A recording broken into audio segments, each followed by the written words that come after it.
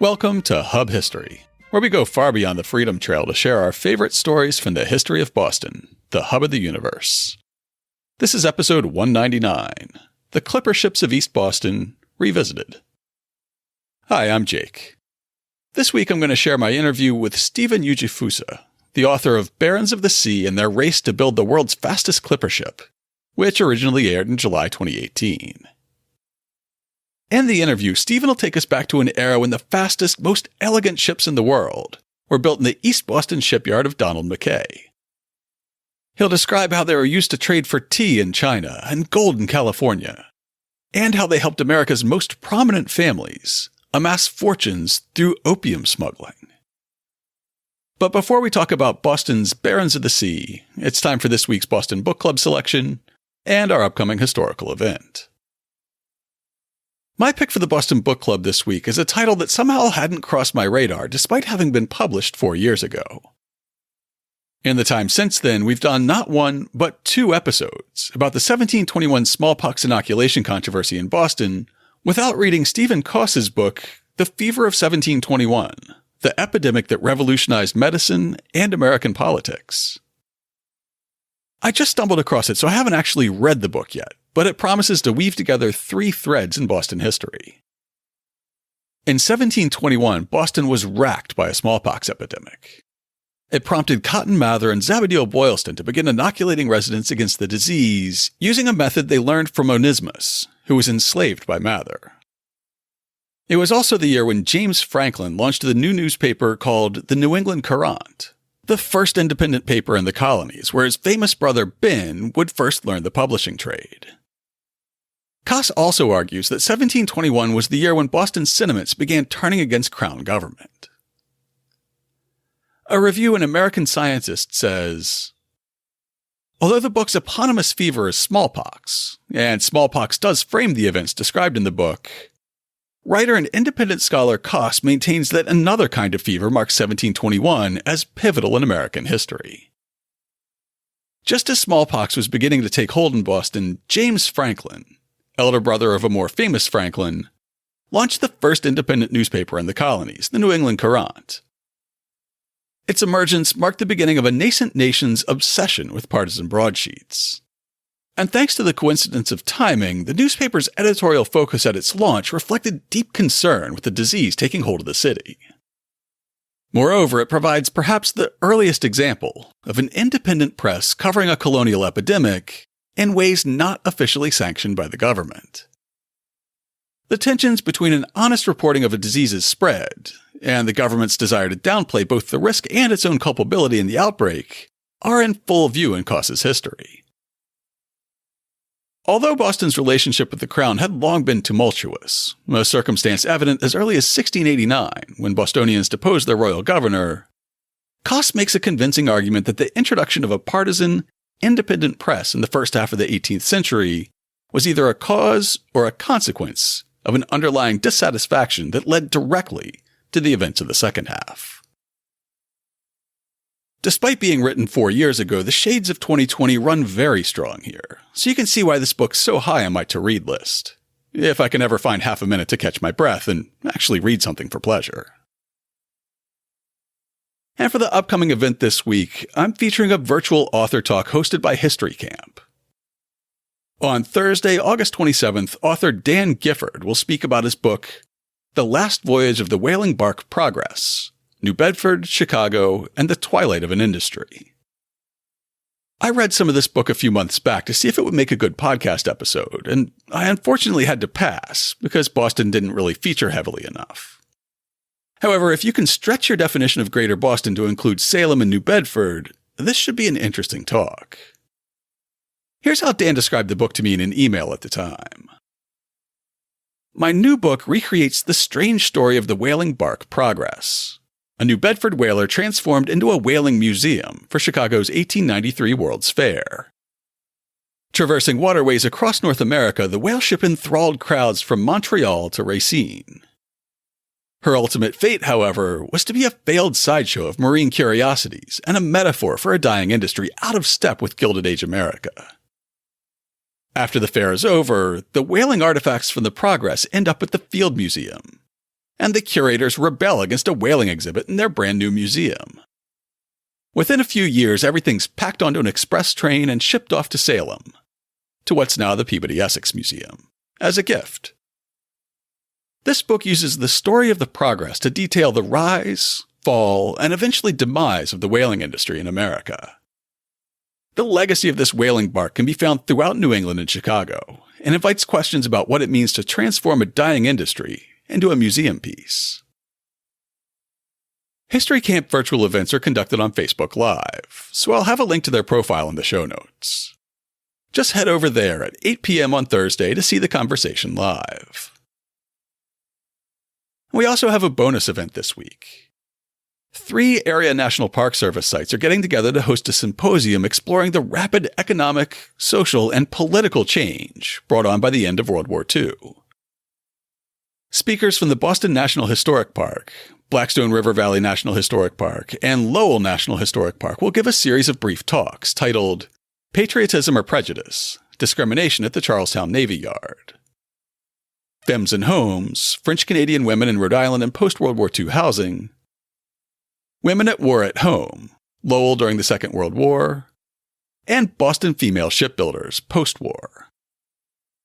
When the speakers conclude, there will be a panel discussion and time for audience questions. The event begins at 1 p.m. on Saturday, August 29th. For the links to join either of our free virtual events this week, or to purchase The Fever of 1721, head over to the show notes at hubhistory.com/199. Before I move on with the show, I want to pause and say thank you to all our Patreon sponsors. I've had a couple of excuses to go into the back catalog this week, which made me grateful for all the progress we've made in the past few years. First of all, preparing this episode made me reflect on how far our sound quality has come since this week's interview was originally recorded. This may have been recorded when Nikki and I still used our original podcast mics, which our Patreon supporters helped us upgrade from. It was certainly recorded before we truly understood sound treatment for our home studio. And it was recorded before we started using fancy post-processing tools to clean up our sound, which our Patreon sponsors also help us with. Then, last weekend was the anniversary of the first arrests for kissing in canoes on the Charles River, which was made illegal in 1903. When I dug up episode 41 to tweet about it on the anniversary, I realized that we quote a bunch of AP stories and out-of-town papers, because we didn't yet have access to the Boston Globe archives. Since our sponsors now help us with better access to sources, I was able to quickly find a bunch of Globe stories that I wish we'd quoted in the episode. You can help me keep improving the show, as well as covering the basics like web hosting and security, by supporting the show with $2, $5, or even $10 a month. Just go to patreon.com/hubhistory or visit hubhistory.com and click on the support link. Our sincere thanks to our new and returning sponsors. And now it's time for this week's main topic. Stephen Ujifusa is a Philadelphia-based historian, and the book has a historical sweep much broader than just Boston. However, you know how we love Boston, and Stephen knows our fair city well from his time at Harvard, so this conversation will focus on the segments of his book that take place here at home. We recorded this conversation in July 2018, just a few days before the book hit store shelves. All right, we're here today with Stephen Ujifusa, the author of the new book coming out this Tuesday, Barons of the Sea and Their Race to Build the World's Fastest Clipper Ship. Stephen, welcome to the show. Thank you so much for having me. Now, just to kick us off, can you tell us a little bit about your background and how you came to this topic, why you decided to write a book about this race to build fast, graceful clipper ships in the mid-19th century? Well, I've always been interested in ships in the sea since I could remember, ever since my grandmother told me the story of the Titanic when I was around 5 or 6 years old. And I was always a kid that built models of ships, of ocean liners, of sailing ships, their complexity and beauty, these wonderful creations that had to balance speed, comfort. These were both ocean liners and clipper ships were the technological marvels of their time. They pressed the limits of what man could build. And I studied history in college at Harvard, so I have a connection with the Boston area. And I got my master's in historic preservation from the University of Pennsylvania after that. I was always drawn to these ships. I still remain drawn to these ships even after graduate school. And my first book, which was about the ocean liner, the SS United States, was about a transatlantic luxury liner built in 1952, and she was the fastest ocean liner ever built. She was larger than the Titanic, much safer, and she was designed by a truly visionary, driven, self-taught naval architect, also a Harvard dropout named William Francis Gibbs. And I sort of wrote about this era in world history and American history when the transatlantic liner was the symbol of technology, luxury, and speed, sort of the most complex object that mankind could fashion at the time. Sadly made obsolete very soon after her construction by the transatlantic jetliner in 1958.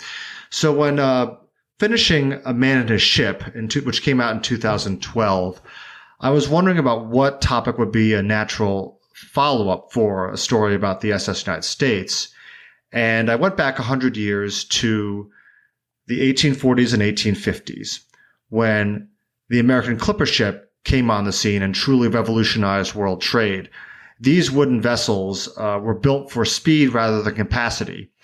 And Donald McKay, who figures prominently in Barons of the Sea, was arguably the greatest builder of these clipper ships. His ship, the Flying Cloud, built in East Boston, still holds the sailing record for a commercial vessel sailing from New York to San Francisco via Cape Horn with a sailing time of 89 days, 8 hours. And initially, when I first started writing this book, I wanted to focus solely on Donald McKay and his quest to build the finest, fastest clipper ship. Then I decided also to look at the several families who are very closely involved in the financing of these ships. And the key was when I was watching the Ken Burns documentary on the Roosevelt family, and Franklin Roosevelt's grandfather, Warren Delano II, came up, a native of the New Bedford area of Massachusetts. And he owned several great clipper ships, or was part owner of them. That's how the Delanos made their money. They were also very involved in the opium trade, along with several other Boston families like the Forbeses and the Perkinsons. They were all interrelated. So then it became a story, Barons of the Sea, not just of beautiful ships, but also of the founding of family dynasties, which are still with us to this day and have influenced American history, especially in the Boston and the New York area. So you follow a handful of families throughout the book. You have the Delanos, the Lowes, the Forbes, and a few others from New York and Boston. But when the book opens, you're very far away from both New York and Boston. Can you talk a little bit about where the early chapters of the book take place and what the scions of these families were doing there at the time? Well, I opened the book, first of all, at Warren Delano's Hudson River estate at Algonac, which is about 100 miles north of New York City in the town of Newburgh. And it is a retreat that he had built for himself on the Hudson, where he could raise his family free from the cares of commerce and stress. And unfortunately, the crash of 1857, the panic of 1857, and the resulting financial fallout summons Warren Delano, who is in danger of losing everything, including his mansion, back to China, where he initially made his fortune. So then I flash back to the 1830s, where there's a young Warren Delano rowing in a rowing competition on the Pearl River in Canton, modern-day Guangzhou. This was the only city in China where Westerners, known as the Fankui, the foreign devils, were allowed to do business with China. And a number of these young men, such as Warren Delano, used family connections, used whatever they could to get a connection to go to Canton to make money in the tea and opium business. This was arguably the fastest way for a young man to make a fortune quickly at the time for a young American male. So, Stephen, the era that this book takes place in, which is post-revolution and pre-Civil War, is an area that I think really gets glossed over in the standard American history curriculum. And I think it's an area that a lot of us don't know as much about. So can you set the stage a little bit as to why there's just this one city in China that's open to Westerners and kind of what their relationship was like between the East and the West at that time? Sure. Well, after the American Revolution ends, America still has its craving for tea. It's in many ways, it's tea that helped touch off the revolution with the Boston Tea Party. Britain at the time, during the time of the revolution, had, as all of us know, a monopoly on the tea trade. Only British ships could deliver Chinese tea to the colonies. So when the revolution ended, Britain, of course, was not going to do business with its former colonies. So America still had this craving for tea. So in 1783, what do a group of American investors do? Well, one of the first things they do after the Treaty of Paris is formally done is they get together a consortium of investors to finance the construction and building of a ship known as the Empress of China to sail from New York to Canton. I'll refer to Guangzhou, which we know today as Canton, to sail there to trade for tea. And this voyage of the Empress of China brings back a 25% profit as well as a nice fresh cargo of tea that colonists have been craving for a long time. During the Revolution, colonists made do with tea brewed from clover or other substitutes. It was seen as a patriotic thing, but it was the colonists, the newly minted American nation still wanted its fix. So starting in the 1780s and continuing all the way up to the 1840s, several American firms take root in the city of Canton. In this district of the city known as the Factory District, this area, which was a very small, probably the equivalent of a few city blocks, was a walled-off compound where the Americans, the British, and other foreign nations were allowed to trade and do business, but they were forbidden from leaving that area, except for one island known as Macau, the Portuguese colony of Macau. So this was a very small, very confined area. And there are many very popular paintings of the Factory District. It was a beautiful white neoclassical set of structures along the Canton Pearl River waterfront. And this is where firms such as Russell and Company, which is where Warren Delano and the Forbeses eventually worked, this is where they did their business trading in tea. Now, there was a problem with the tea trade in that Americans and also the British did not have the sort of goods that the Chinese wanted. So the British have been at this since the mid-18th century, since they controlled India, was they smuggled opium into China using basically fast schooners known as opium clippers. They were basically drug running boats. And by the early 1800s, the Americans got in on the act, smuggling in Turkish opium. And one of the first Americans to do this was a Bostonian named Thomas Perkins, and he got in on the business. And he began bringing a lot of his family into this business, into the tea and opium trade, including his nephews, the Forbes brothers, Robert and John Murray. At that point, if they're bringing in Turkish opium, what's the route that trade is following? Is it coming from Turkey and heading east, or is it coming from Turkey and heading back west to New York and then around the Horn? It was actually carried by ships from the Mediterranean to India and then sent to ports in China. It was brought in by ship, and also the Americans began serving as carriers for the British opium dealers, putting opium on their ships on consignment to China. And then these opium smuggling boats would anchor off of Chinese ports that were forbidden, and there was a whole ritual where the customs official would come on board and say, "What are you doing here? You know you're only supposed to trade in Canton." And the captain aboard would say, "Oh, sorry, we're short of water. We're having some problems." And the customs official or Mandarin would say, "Okay, that's great. So how many opium chests do you have on board?" And then he'd pocket the bribe. And then the Chinese smugglers would row to the opium clipper and bring the opium ashore. This is cataloged by William Hunter, who was a partner at Russell and Company, in his memoirs. And this is something that was kind of glossed over or explained away by a lot of these merchants. Warren Delano and Robert Forbes described the opium trade as a perfectly reasonable and honorable trade. And Forbes kind of added that all the best people in Boston did it anyway. This is a way to pay for the tea. Stephen, early in the book, you mentioned that both the shipping and the shipbuilding are really dominated by New York City in the early 19th century, but that a lot of the shipping concerns are actually owned by the New England Yankee families. So can you tell us how that happened and, really why did this take off in New York and not Boston? There's actually a mass migration of Yankee families to New York after the construction of the Erie Canal in the 1820s. It was a case of follow the money. You had people from Boston, you had people from New Bedford who might have been involved in whaling or also involved in the China trade. They saw which way the wind was blowing when it came to New York growing as a port. So you had families like the Delanos coming in from New Bedford. Warren Delano, after he spent his 9 years in China, settled in New York.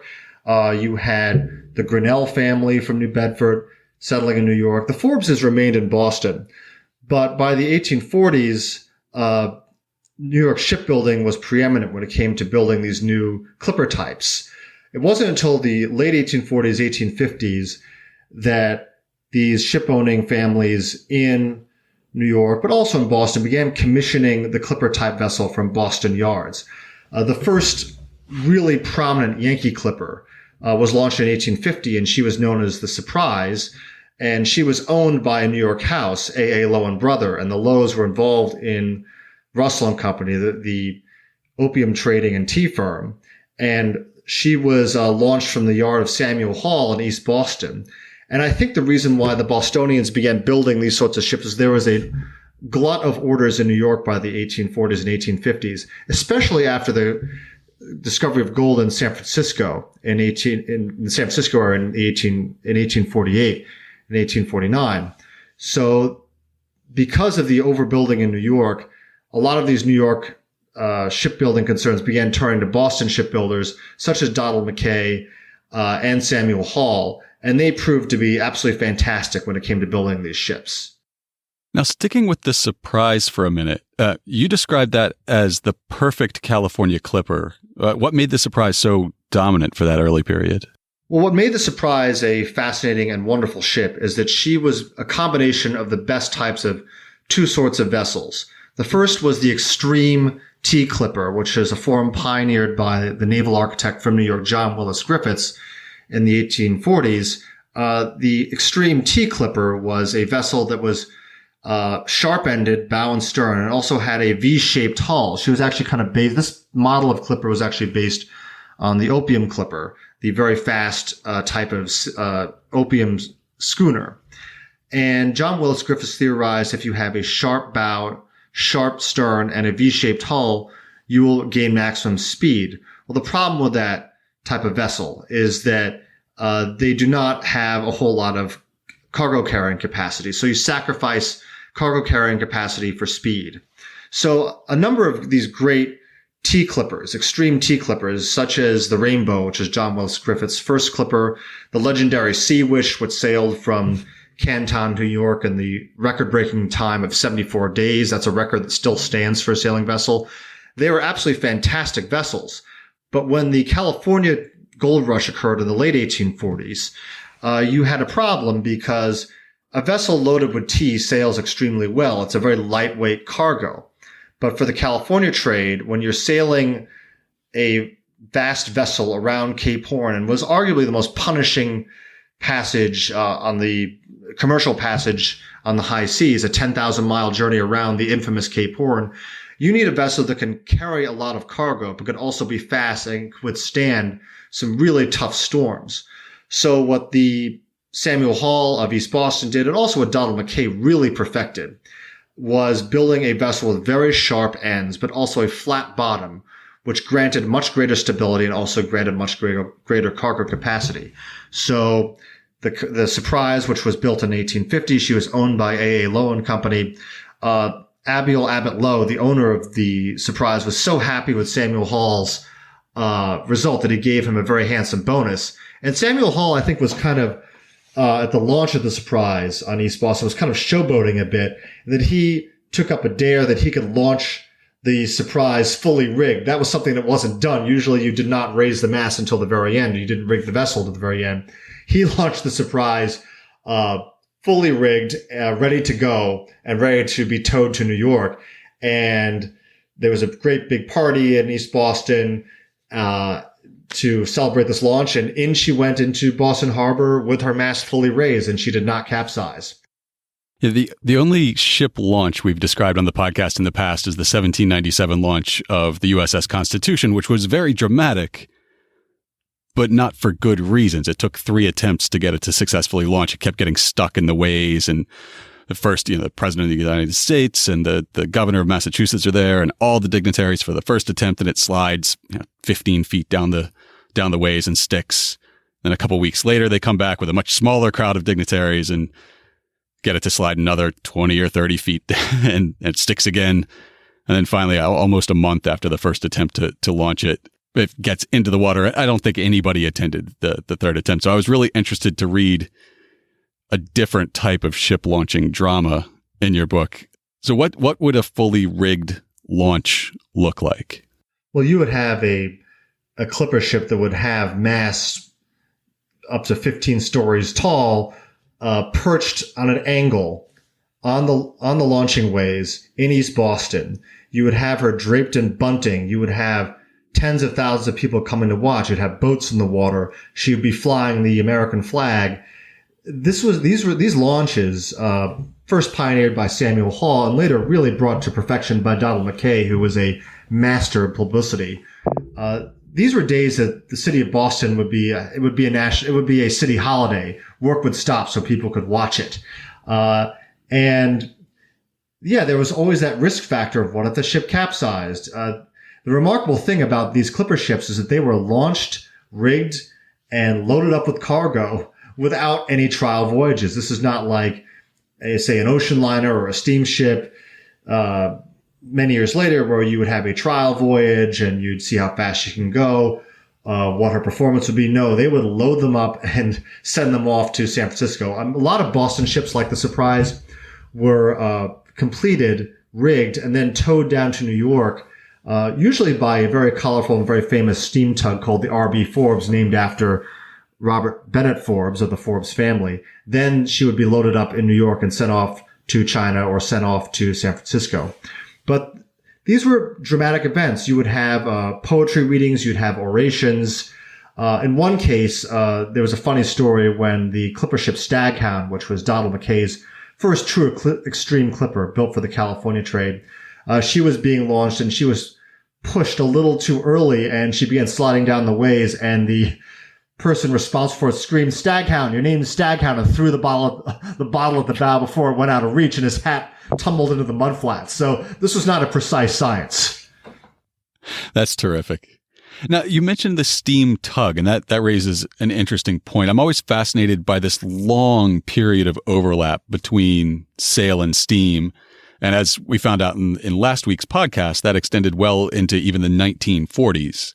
But this, a century before that, is much earlier in that overlapping period.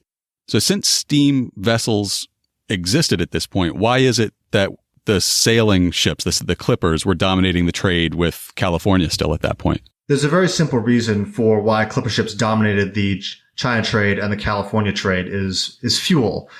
Back then, steamships had very limited fuel capacity. The more coal you pile into a steamship, the less room you have for cargo. So steamships actually carried the bulk of passengers and mail during the California gold rush in the 1840s and 1850s. They carried on, so they dominated that trade pretty early on. A steamship, a paddle wheel steamship, would sail from New York, stop in Panama or Nicaragua, and then the passengers would have to disembark, go overland by mule, and then wait for another steamship to come and get them and carry them to San Francisco. By the mid-1850s, a 40-mile-long railroad constructed by William Henry Aspinwall, who also was owner of the clipper ship Sea Witch, made that trip a lot easier. But when it came to carrying cargo, the Panama or Nicaragua route did not make any sense at all, because a ship would have to stop at the isthmus, unload. The people would have to unload all of that cargo, carry it across the isthmus by pack mule, or even in the 1850s you'd have to unload it onto a train, and then you'd have to wait. It just didn't make sense. So a clipper ship, if it sailed from New York, could just go straight around Cape Horn and carry that cargo nonstop without having to break bulk, as the maritime saying goes. So it just made sense. And clipper ships did not require fuel. So a steamship could sail from New York to one side of the Panama Isthmus, but then another steamship would have to pick up the passengers and mail and sail from the Pacific side of the isthmus to San Francisco. And steamships had been around plying America's riverway since the early 1800s with Robert Fulton's North River Steamboat. In the 1840s, transatlantic steamships were making regularly scheduled crossings from Liverpool to Boston. That's a 3,000-mile journey. So a Cunard Line paddle wheel steamship such as the Britannia could easily make that trip in about 2 weeks. But that was the outer limits of how far a steamship could sail. A clipper ship could sail 10,000 miles without having to refuel. So wind and nature still provided the propulsion, and it still made it the most cost-effective way to carry cargo. Very few passengers actually traveled on clipper ships. There were passenger cabins on the California Clippers, but it was not the common way to go. So bringing it back to Boston, can you describe what Donald McKay's shipyard would have been like? And, how long would it take to construct a clipper ship? A clipper ship in Donald McKay's yard could probably be finished in around 6 months. And his yard stood at the foot of Border Street. There's not a whole lot of it there left today. There's very few physical reminders of it. But it was a very busy place that employed a huge percentage of the residents of East Boston. East Boston in the 1840s and 1850s was very much a working man's town. You had carpenters, you had coopers, you had all these people who were there to support the yard and the many yards that were there. And Donald McKay was known as a very kind and very generous employer. And he actually had a number of his family live in the area. He was not an American. He was from Nova Scotia. He had immigrated from Nova Scotia to New York and then to the Boston area when he was a young man for economic reasons. And he lived in a big house known as Eagle Hill. And he would walk to work every morning. He would show up very early. And it was said that he would actually at night, when the yard was closed, would come up and caress the hulls of his ships. He was that devoted to them. And he had a large family. From his first wife had died soon after he came to the Boston area. And his second wife, Mary McKay, was his business manager. She also came up with many of the poetic names for these ships, such as Flying Cloud and Romance of the Sea. So both his wives, it was a true partnership. His first wife, Albinia Boole, who we had met in New York, she had received a much better education than McKay had. She came from a family of some means, and she taught him a lot of the mathematics and physics and other basic principles that he never learned in school because he came from a very, very poor family. And so, yes, this was a place that was humming with activity, and you would have several ships at a time in the 1840s or 1850s sitting on the ways under construction. And Donald McKay was not the sort of man who felt he was too good to pick up his hammer or hammer trunnels into the ship's hull to show his men how it should be done. Well, he didn't start out as a genius shipbuilder. He must have worked his way up from somewhere. Can you describe how he learned the trade and how he came up into his later prominence? Well, he arrived in New York as a teenager, and his father had moved the whole family to New York from Nova Scotia in search of opportunities, and for Donald McKay, who was clearly very talented at building boats. He built small boats on his own in Nova Scotia. And he went there to apprentice at the yard of Isaac Webb in New York. And the apprentice system was a brutal system where you worked, long hours, up to 18, 20 hours a day as a teenager. You made basically no money. You were made a vow not to marry. You basically had to work your way up. It was almost medieval. And Donald McKay described the system as slavocratic. He was kind of a rebel even as a young man, but he did master the art of shipbuilding at the yard of Isaac Webb in New York. And he actually was able to terminate his apprenticeship early so he could work at another yard because he was so talented. And then he ended up moving up to Newburyport, where he started his own yard, where he felt he had a lot more freedom, because in New York, it was the shipyard business was pretty much taken up by several families, including the Webb family. And it was in Newburyport that he met a Boston ship owner by the name of Enoch Train, who ran a company known as the White Diamond Line. These were transatlantic packets. And Enoch Train was very impressed with the quality of construction and the speed, first and foremost, of some of McKay's smaller vessels. So Enoch Train helped finance Donald McKay to come down and build his own yard in East Boston. And for a long time, from the 1840s to the early 1850s, Donald McKay was the almost exclusive shipbuilder of transatlantic packet vessels for Enoch Train. And a packet vessel was basically a very heavily built vessel, sailing vessel, that was meant for the transatlantic trade, and during the 1840s and 1850s made a number of companies very, very wealthy because they carried the bulk of the famine Irish to Boston. In fact, one of John F. Kennedy's ancestors came over to America on a McKay-built packet known as the Washington Irving. And the Kennedys actually settled in East Boston during the 1840s within sight of the McKay yard. So it's interesting to hear about McKay's apprenticeship and background and how that maybe translates to him being a more generous and, dare I say, progressive employer. Because I remember reading in the book that Warren Delano really was not. It seems like he was actually a very challenging person to work for, and that life on a ship was not as good as life working in the shipyard. That's a very good point. Working on a clipper ship during the quote-unquote golden era of the 1840s, 1850s, during the China trade years and the California gold rush years was a very brutish and very tough way to live. The food was terrible. You would be eating hardtack, lobscouse, very, very basic fare. If you were a passenger on a clipper ship, you were luckier. You had canned food, and some of the meals described by the passengers on the clipper ship was very, very, it was actually quite lavish. But if you were a crew member, you would be on watch many, many hours of the day. You would be sleeping in the forecastle or a deck house in very cramped conditions. And during the early 1850s, it became harder and harder to get skilled seamen to crew these ships. So often what you'd have is the captain would have, say, he'd need to get 50 to 60 men to crew up a clipper ship, and he could only sign on 30.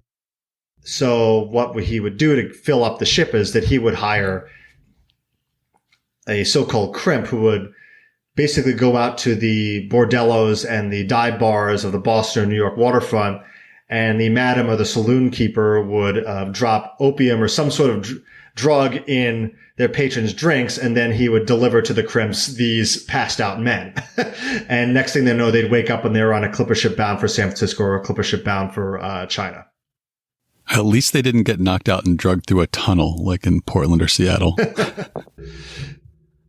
But it is interesting to note, like, this practice is happening on Warren Delano's clipper ships, and yet he is anti-slavery, unlike a lot of his upper-class peers. Yeah, this is a very strange contradiction in that clipper ship owners and a lot of these Yankee merchants were actually pretty progressive when it came to slavery.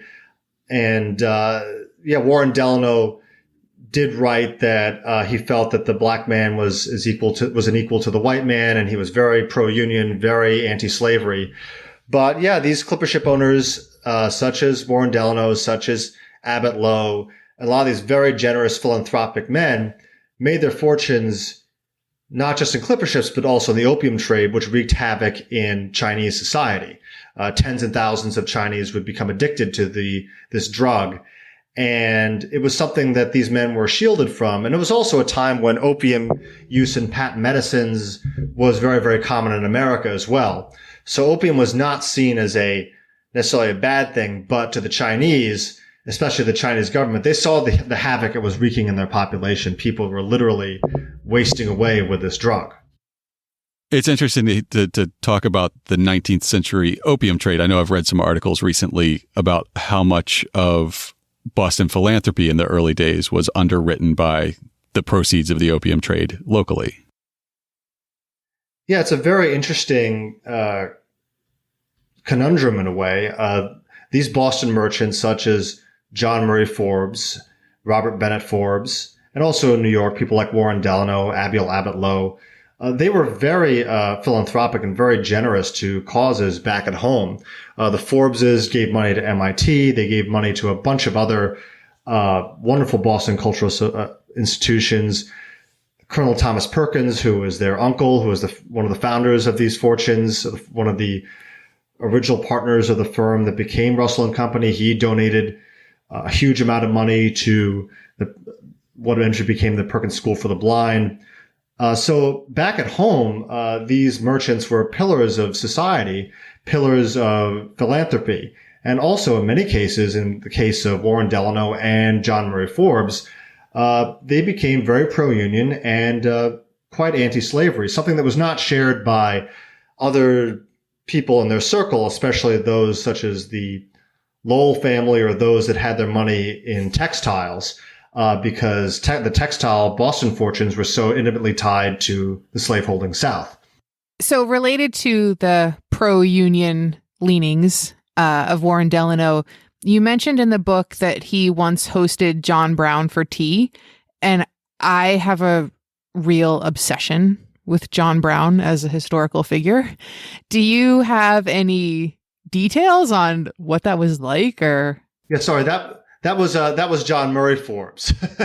Oh, okay. Yeah. I was like, I don't think it was it was not Warren Delano. It was John Murray Forbes who was really became more of the act. He was sort of a later convert to abolitionism in the 1850s, but yeah. That makes sense. He was in Boston at that time. Yeah. So John Murray Forbes was in many ways a progressive. Even though he was a very, very sharp businessman, he did host the controversial John Brown, who later went down in fame as the leader of the 1859 insurrection at Harper's Ferry. That must have shocked a lot of his peers, such as the Lowells, the Appletons, and the Lawrences, who were very economically dependent on the textile trade and cotton. These families were afraid that slavery would disrupt the cotton supply chain. But Warren Delano was actually a good quote from him. He said that we should have just laws for the colored man as well as the white man, which is a pretty amazing thing to say in the 1850s from a merchant of his class. Yeah, that's something that a radical abolitionist like William Lloyd Garrison would have said around the same time. So that's a bold statement for an upper-class merchant, for sure. Yeah, and John Murray Forbes also was a very big patron of Ralph Waldo Emerson. In fact, his son married Ralph Waldo Emerson's daughter, so a lot of that Forbes money ended up in the Emerson family. So Ralph Waldo Emerson always saw John Murray Forbes as a very benevolent, kind, and intellectually curious man. Even though John Murray Forbes had no formal college education, he went off to become a merchant as a very young man. My guess is that John Murray Forbes, when he came back to Boston, became one of the richest men, I think tried to cultivate people like Ralph Waldo Emerson as a kind of compensation for his lack of a formal college education. So I think a lot of these men, Warren Delano didn't go to college either. Neither did Abiel Abbott Lowe, and a lot of the Lowe money ended up at Columbia University. My suspicion is a lot of the impetus to give was not just out of social aggrandizement, but also as a way of sort of showing showing society that they were cultivated men, and maybe as a way of compensating for their lack of college education, even though they were very successful as Yankee merchants. Emerson said of John Murray Forbes, how little this man suspects with his sympathy for men and his respect for lettered and scientific people, that he is not likely in any company to meet a man superior to himself. And this is describing someone who had made his initial fortune in the opium trade and was invested in the clipper ship business. Now, Emerson's not the only leading light to have something to say about one of the characters in your book. There's also a section where you describe a poem written by H.W. Longfellow about Donald McKay himself. How did Donald McKay go from building Atlantic packets to rubbing elbows with people like Edward Everett, Daniel Webster, Henry Wadsworth Longfellow? Through being a public relations genius, he was unique among the shipbuilders of his era and the clipper ship builders to be a real master of publicity, of using the newspapers to advertise the constructions of his ship. He actually got a very well-known journalist on his side to basically describe the construction of these ships and the launches of these ships to get public interest. So McKay became very good friends with a journalist at the Boston Daily Atlas, and you can read some really fantastical and wonderful accounts of the construction and launching of these ships in the archives that are online of the Boston Daily Atlas. So the Boston Daily Atlas actually became kind of McKay's publicity mouthpiece. And through these descriptions, these newspaper descriptions, you can find them online, really went into extensive detail of the construction specifications of these ships. And these newspapers attracted notice. And I think McKay was just a very handsome, charismatic man. He kind of was this era in American history, the mid-19th century. This was sort of the Jacksonian era, the celebration of the common man, the working man. Donald McKay fit the part. He, as I said earlier, had no shame in working with his hands. He didn't try to be some hoity-toity aristocrat. He was very proud of his humble origins. He had these rough, calloused hands. He still worked in the shipyard. He was a very handsome man. He had this sort of poetic look about him. He had kind of a Byronic look about him. And so I think that was very attractive to people like Henry Wadsworth Longfellow. Even though McKay was a native of Nova Scotia, he was an immigrant success story. He built a house in East Boston, which he rather grandiosely named Eagle Hill, which still stands today. And he added he built that house with his own hands. It's a beautiful house. And it had 13 columns on the portico to signify the original 13 colonies. And he built it for entertaining. He built it for parties. He built it for his family. And it was here he entertained Daniel Webster. It was here he entertained Henry Wadsworth Longfellow, who in the 1840s wrote the poem The Building of a Ship, which is still known today. It was basically a celebration, an ode to Donald McKay. And it sounds like when McKay switched from building Atlantic packets, to building clippers, his level of success really took off. You describe what I think you said was his first true clipper, the Flying Cloud, as having a bidding war for who was going to own her before she was even completed. Was that his PR mastery, or was there more behind that? I think there was more behind that. It was actually the second clipper, true extreme clipper he built. The first one was the Staghound, which I mentioned earlier. But the Flying Cloud was his second, and there were two clippers that he was building at the same time. The first was the Staffordshire. The second was the Flying Cloud. They're both being built side by side. The Flying Cloud slightly ahead of the Staffordshire. Both were being built for Enoch Train, who I mentioned earlier. Mm-hmm. The Staffordshire was meant for the transatlantic trade. The Flying Cloud was being built for the California trade. And then in comes Moses Grinnell, a partner in the firm of Grinnell and Minturn in New York, who was looking for a clipper ship. He had previously been involved in the transatlantic packet business, but was looking to get into the California business. And I think he was looking for a good deal. He didn't want to build one from the ground up. He wanted a clipper very quickly. So I'm not sure. It's unclear in my research whether it was an agent or whether it was Moses Grinnell himself who came up from New York.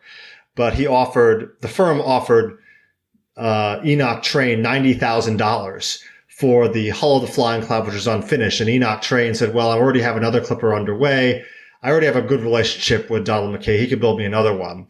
The Flying Cloud was purchased by Moses Grinnell for $90,000. And Enoch Train would later say that that was the worst business decision he ever made because the Flying Cloud was a truly special ship.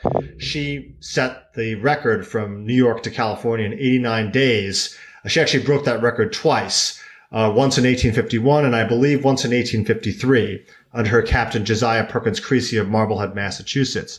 So that was his most famous clipper. He went on to build several more, but the Flying Cloud is the one that's arguably the most famous in name and in verse and song and in legend. So speaking of Captain Creasy, I noticed in the book with much interest that his wife Eleanor served as his navigator. I imagine that must have been incredibly unusual.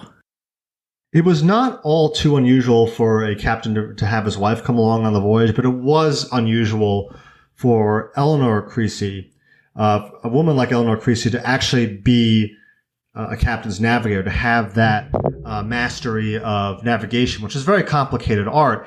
She, like Her husband was from Marblehead, Massachusetts. Her father was a naval officer, and he actually allowed his daughter to have a very strong education in mathematics and in navigation. And the Creasy's were an incredible team. They really, really were. And in addition to being a navigator, Eleanor Creasy also did the more traditional roles of a captain's wife, which was helping entertain the passengers, and also in times of an emergency, serving as a nurse to injured sailors and injured passengers.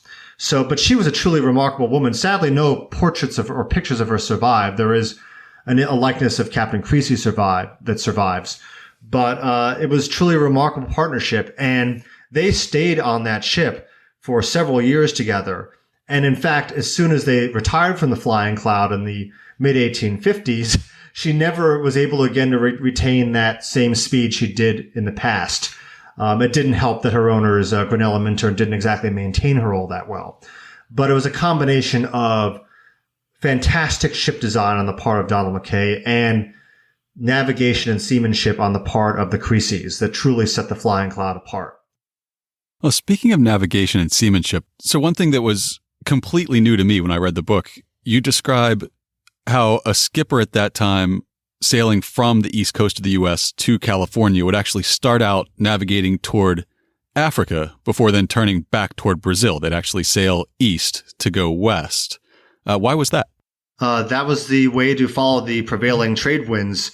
If you stuck along the coast of Brazil, you'd head right into the doldrums.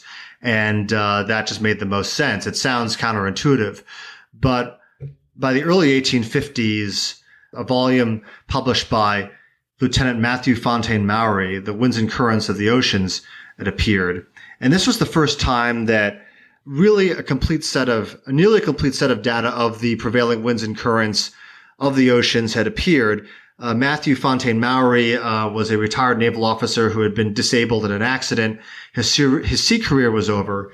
So starting in the 1840s, he had a desk job at the U.S. Naval Observatory in Washington. So he began collecting and compiling all of these logs that had been written by captains, U.S. naval captains, on their voyages. And he would note when the captain would hit the doldrums, when they would hit good winds. And he began to piece together this truly incredible series of charts that indicated which way to go to stay with the prevailing winds. And these volumes by Matthew Fontaine Maury were released beginning in the 1850s, early 1850s. And navigators like Eleanor Creasy and other captains of clippers began using these to really maximize their time in prevailing winds versus spending time in the doldrums. So it was not just ship design that improved in the 1840s and 1850s, where you have sharp hulls and higher and higher rigs. It was also the work of Lieutenant Matthew Fontaine Maury that allowed these captains to skirt the doldrums where there was no wind or little wind at all and stay for as long as possible in favorable winds to maximize speed and decrease sailing time. Nikki and I, a couple of weeks ago, were out in San Francisco, and we were at the San Francisco Marine National Historical Park. And in the visitor center, my eyes were immediately drawn to ship models of the Sovereign of the Seas and the Champion of the Seas, which are both Donald McKay clippers. So clearly, a century and a half later, the McKay clippers are still making an impression on the West Coast. But can you describe what the scene would have been like, the initial impression that the Flying Cloud would have made on its first arrival through the Golden Gate? Well, imagine San Francisco in 1851. This was not the sleek, metropolitan, sophisticated city that we know today, one of the tech headquarters of the world. This was a rough and ready gold miners' town. The structures that were built on San Francisco shores were ramshackle, hastily thrown up. There'd actually been several fires during the gold rush. So when the city would burn down, they'd have to quickly build it up again. So a lot of these buildings are pretty not exactly much to look at. And you'd have San Francisco harbor was filled with ships, tall ships of all varieties, some of which had actually been abandoned by their crews and were rotting close to shore. The captain would suddenly find that he'd have no crew members and have to leave the ship behind. So you'd have not just ships that were getting ready for the next leg of the voyage, but you also have hulks of abandoned, rotting sailing vessels just sitting there anchored in the harbor. You had saloons, you had gambling halls, and then through the Golden Gate, in would come this beautiful white-winged clipper ship looking like a swan, and it had just been painted up. In the days before she would arrive in San Francisco, the Flying Cloud would have been repainted, repaired after 89 days of being battered at sea, and the wooden signal, the wooden tower atop of today's Telegraph Hill there were two arms would signify what sort of ship was coming in. And if it would signify a full rigged ship, that meant a clipper ship or a large cargo vessel was coming in. Then the merchants would run down to the shores to see what was going to be unloaded from the Flying Cloud. And, of course, the Flying Cloud would anchor offshore to take on her pilot. Although in one case, another clipper ship, which was piloted by one of the Lowe family, the M.B. Palmer, she was brought in without the pilot because the captain was impatient to get to shore, and of course he ticked off the pilot. He almost everyone thought he couldn't do it. You can't. It's not like a power vessel where you can just dock with dock unassisted. So and there were steam tugs.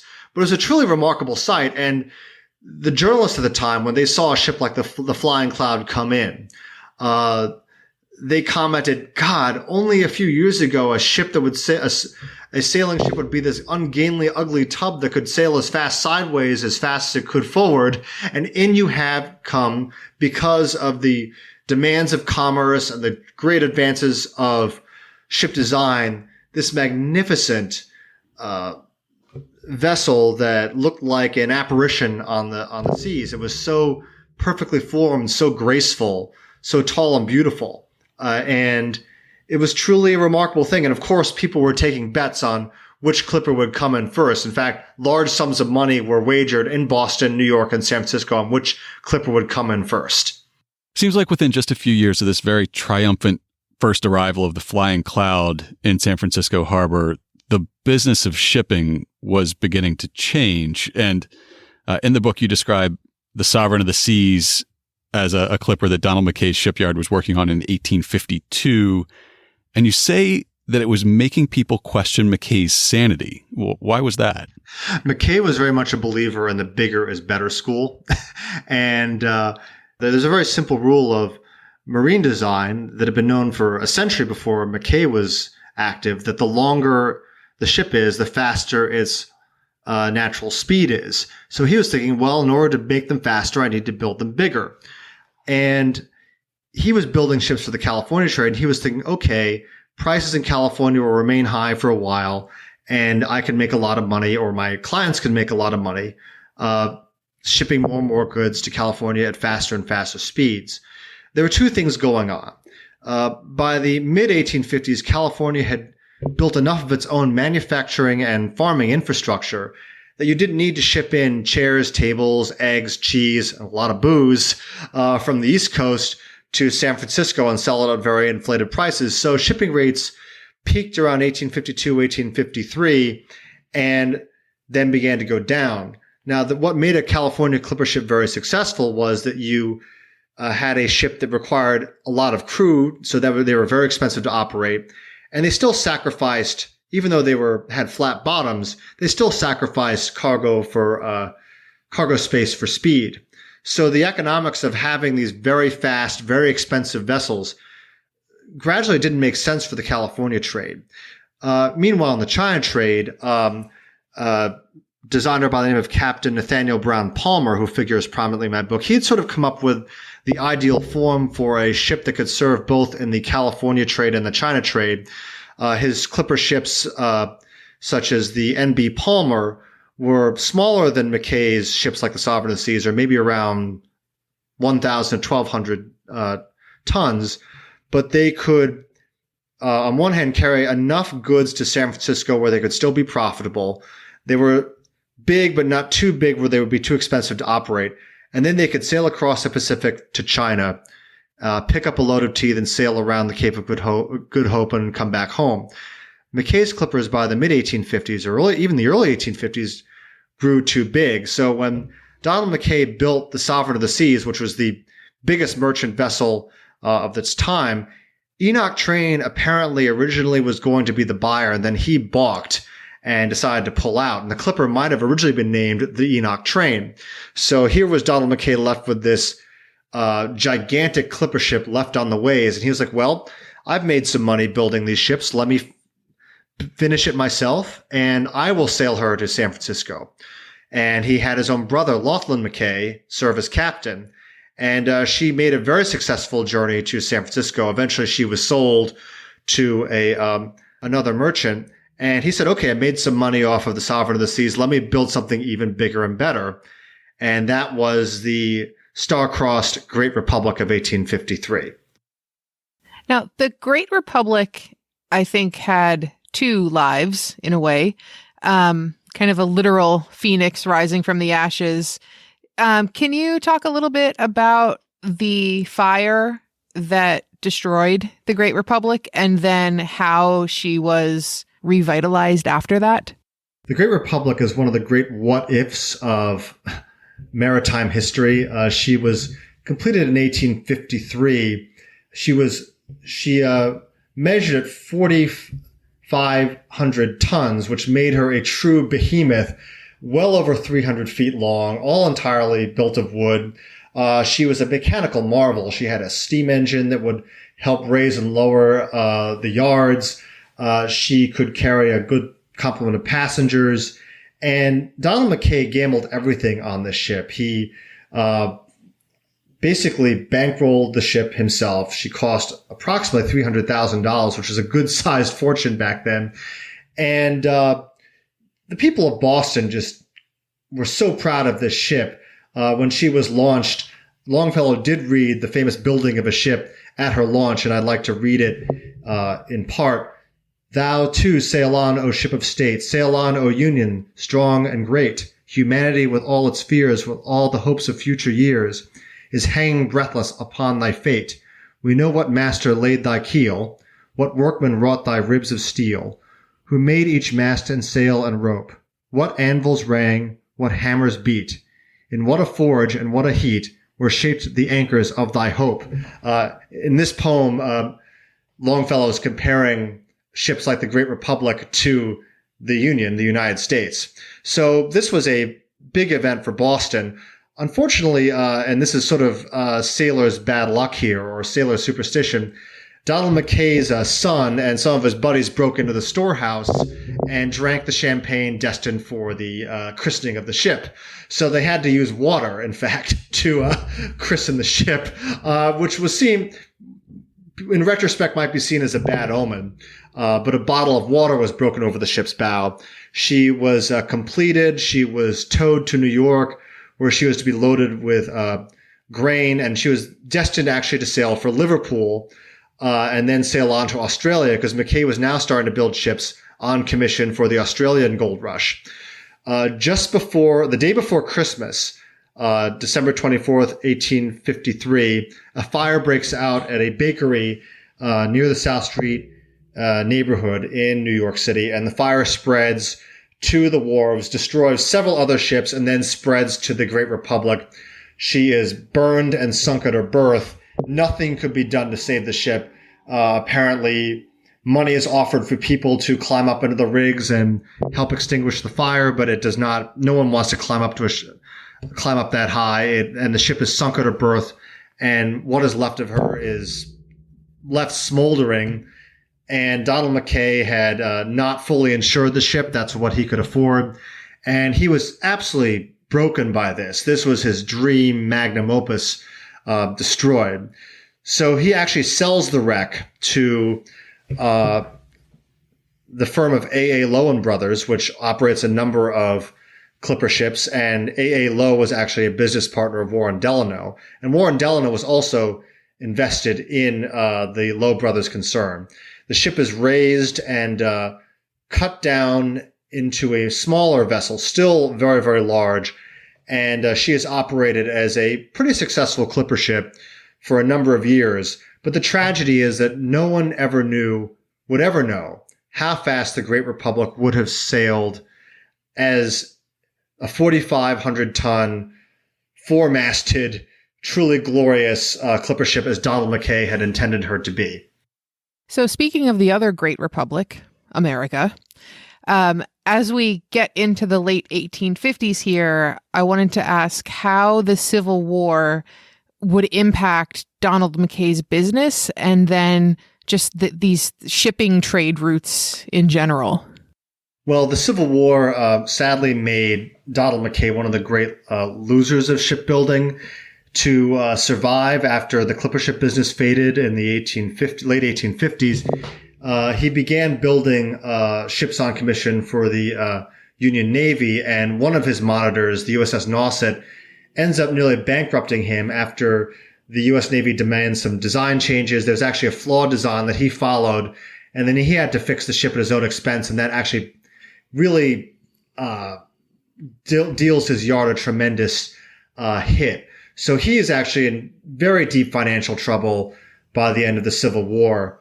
And in 1868, 1869, he makes one last-ditch effort to build a clipper, a ship known as the Glory of the Seas, which was a medium clipper. She was not as sharp as his earlier clippers. Sadly, he had done the same thing he'd done before. He builds a ship on his own account.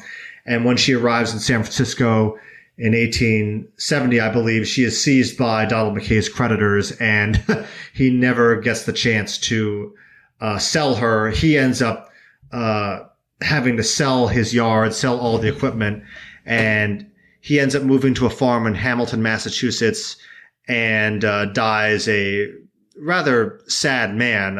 He had proved himself to be a failure as a businessman, although arguably the greatest ship designer of his time. The Civil War is also disastrous for the northern ship owners, such as the Lowes and the Delanos, who own these clippers, and also New Bedford whalers as well. The commerce raiders built by the Confederacy, usually in British yards, were built to chase down and destroy and capture the cargo of their vessels. And insurance rates go up.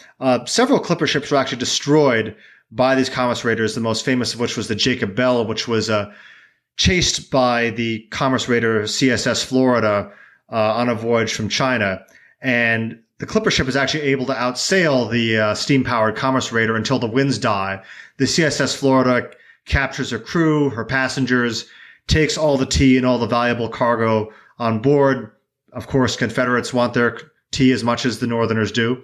And then they set the Jacob Bell afire.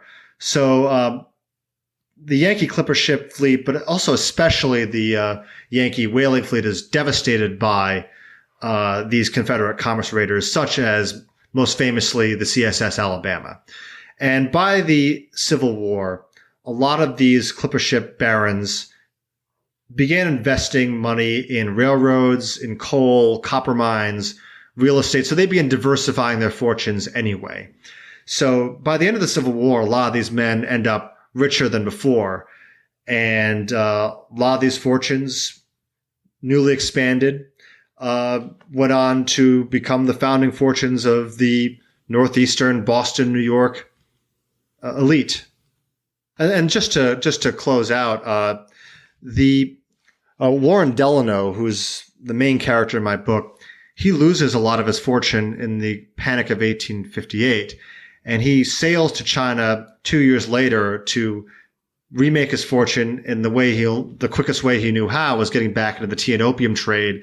And then in 1862, he sends for his family, including the young child Sarah Delano, the future Sarah Delano Roosevelt, FDR's mother, and the whole family sails to China on the clipper ship Surprise, which is owned by the Delos and the Lowes.